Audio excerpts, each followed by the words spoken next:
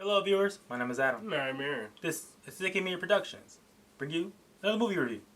So we finally saw it, and it was definitely something. We are talking about the end of a trilogy, and very possibly the end of an era. We're talking about Halloween Ends. So, the Halloween franchise is nothing new to ending like a series of films. Now, in fact, multiple series, movies in this particular horror genre, especially if we're talking about horror icons like Michael Myers, tend to have these endings in their franchise. Freddy Krueger with the final nightmare, Jason Goes to Hell. It goes on and on and on. Eventually, 10 years time, even like 10 years from now, probably 15 sooner. There will be another Halloween movie coming down the pipeline. But right now, this ending, Universal Pictures and Blumhouse Productions time with the franchise of Halloween, and like many if you're known to this channel, we've been covering this particular trilogy since it began, and if anyone familiar with this trilogy of films, it is like it's being seen as a reboot sequel. Yeah. To the original Halloween back in 1978. Well, more like it's a reboot to the timeline. It's not necessarily because this movie, this particular trilogy treats as though the rest of the movies that were in the series, like multiple other horror movies out there, when they want to refresh the franchise, revitalize it. It goes back to basics. So we're only So this series was only counting the very first Halloween, and that was it.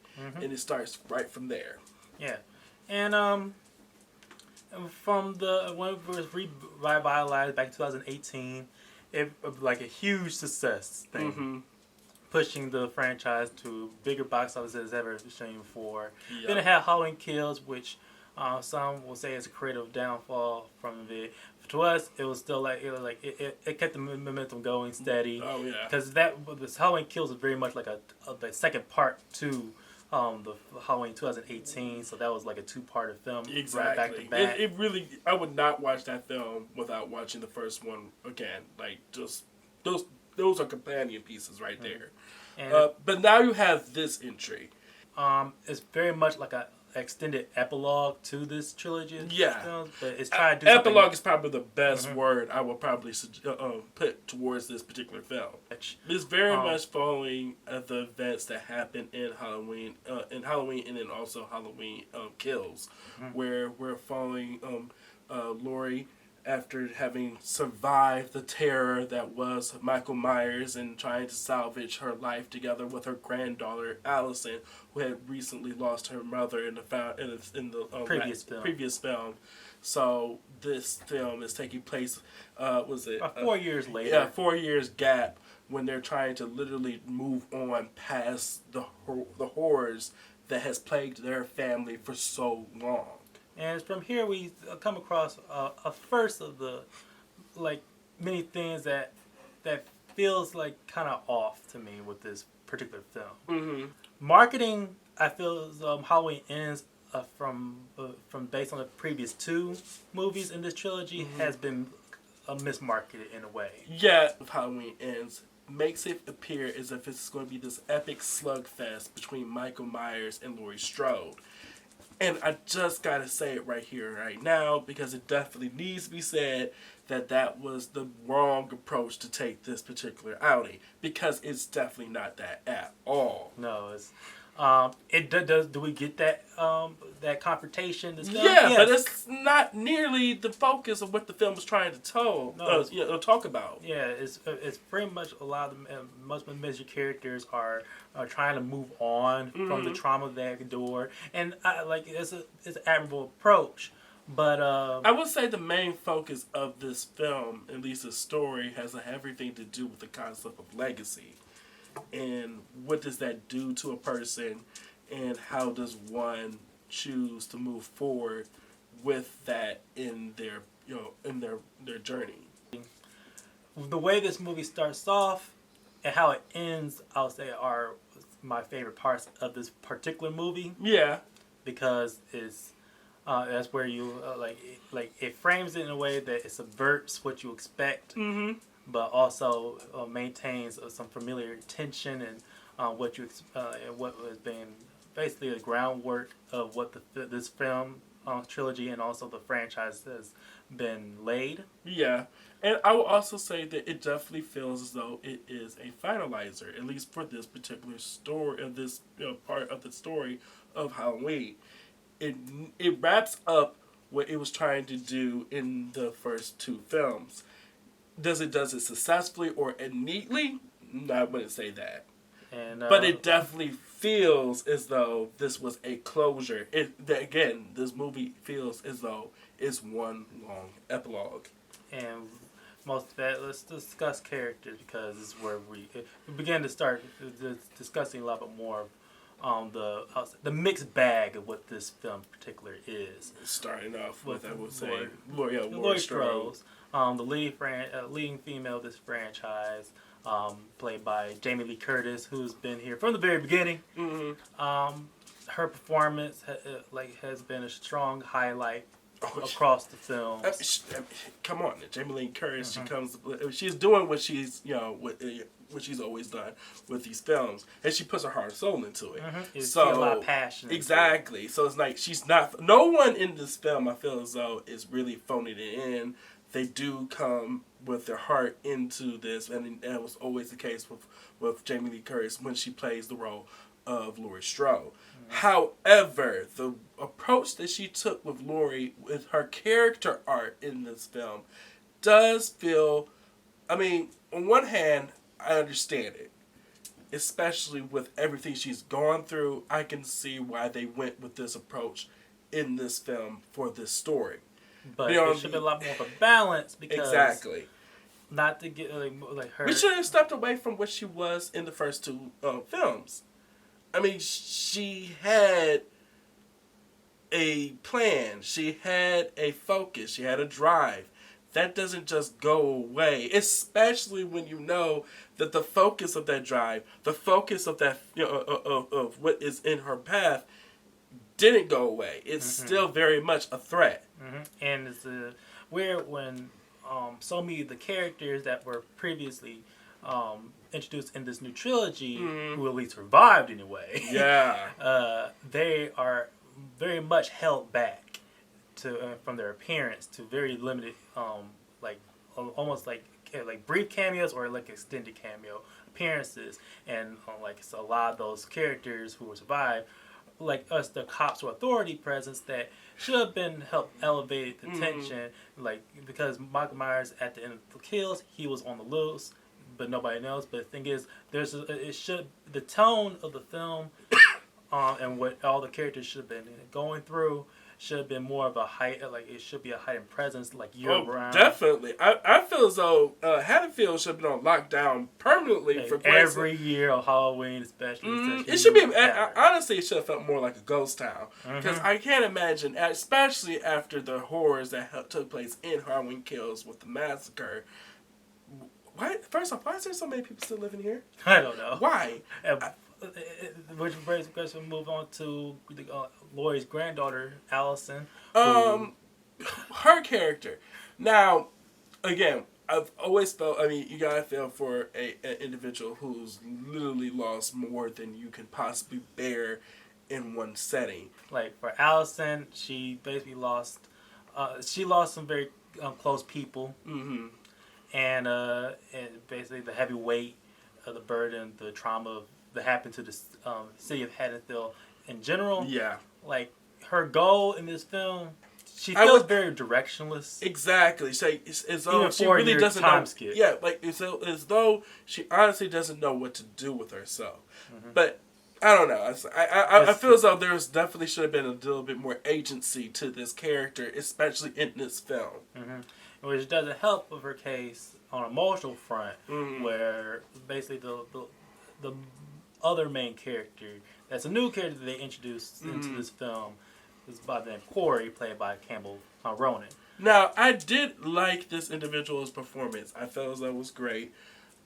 But I feel as though the connections that they formed in this film with some of the characters kind of feels a little way too forced in certain directions.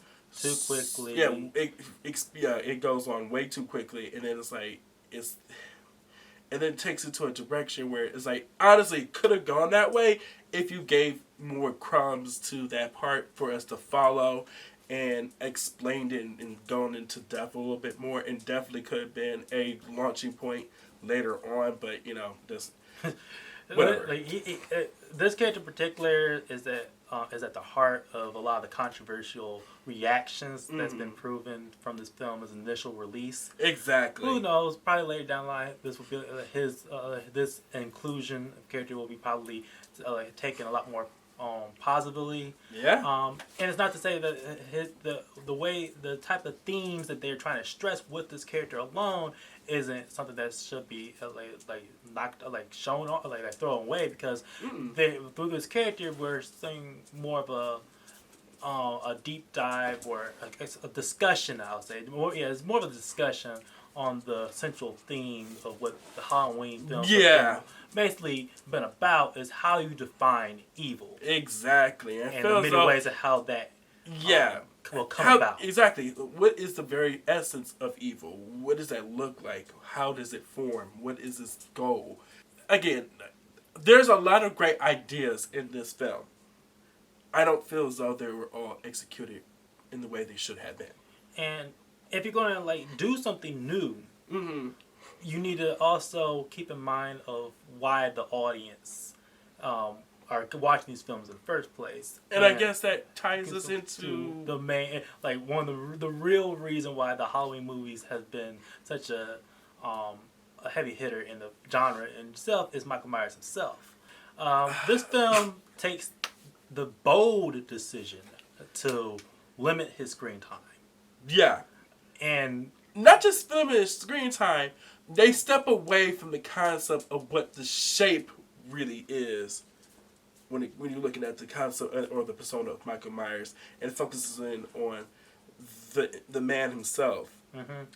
And I'll say you can do interesting things with a character that's creatively done, but you also have to balance that with what audiences would want to expect. Exactly. And one of the ways in which you can do that, if you're going to limit the screen time of, I'll say, the money to ticket, is you have it with building presence and tension and atmosphere throughout, of basically keeping the presence of that figure still throughout the film, not just back in the last third. Exactly. But throughout the film, so when the character do make an appearance, they it's nothing. You don't feel as though you've been cheated. Exactly. It's definitely a way to go. It's a choice, right? It's a choice. But I'll say for some of the creative choices on production side of things, David Gordon Green, who has been directing all of these 3 movies, he clearly had a clear, direct vision on what he wanted to approach these, create one of the most violent Halloween trilogies. Yeah. In this modern era, he brought back a lot of he helped revitalize some credibility for the series, especially with writers, and also the bringing back John Carpenter to help do the score with assistance to his son, and can we just say that score is just the Halloween, with the music, has been consistent, that Halloween still maintains the I'll say the best horror score of in the industry. I would say honestly it does a lot of the heavy lifting in each film installment, especially for I think the only film franchise, or at least the only film character that might actually have an equal footing in my eyes is Candyman, because I just love that Philip Glass score. Yeah. But on a creative front, on this film in particular, now because of how they decided to approach the terror in this film, it is a little bit also like brings it down a bit because it kind of censors themselves, and that's weird. That's very weird, especially from. I mean, it feels as though it's like you guys feel as though you went over the way too over the top in the last film, and you felt as though this is the film you was going to try and reel it back. But this is the end of the franchise, or at least the end of these trilogies. Go big or go home. Yeah, because you're ending a trilogy, but you're also like because of some of the direction they decided to go with is also trying to be the start of a new one. But the thing is, then last minute, it feels like at the last minute they decided to cut whatever they were thinking off the knees. Yeah, because it doesn't feel like they want to commit to it. And I feel as though that's probably the biggest thing, the issue with this film. Is that it's a lot of not committing to the ideas that you were trying to place with these characters and with this story, and that is probably the main focus for why a lot of people just cannot, or at least are having issues and is divided. The film is as bad as people are saying it is? No, it's no. I mean, I can't say that I wasted money watching this film. I would just say it was okay. Mm-hmm. Like if I'm watching the film in a marathon sense, just for completing that story, I'll probably watch it. But as a standalone movie by itself, I don't know how I feel about that. No, especially since from the first part and the opening, the cold open of this film, and the final moments of the movies are what I feel is all the strongest parts. Where most of the middle film is where it's very mixed bag. Yeah. Is why this movie is not going it's going to have a rough time later down the line. But that's it, guys. That's our review. If you like this, please like, share, and subscribe. Please hit that bell down there at the bottom for notifications. We want to hear from you. Did you watch Halloween Ends? Are you a Halloween fan? We want to know. And also, be sure to look at our social media outlets, Twitter, Facebook, and Instagram, for content that we don't post on this channel. Because we can't post everything. All right. See you later.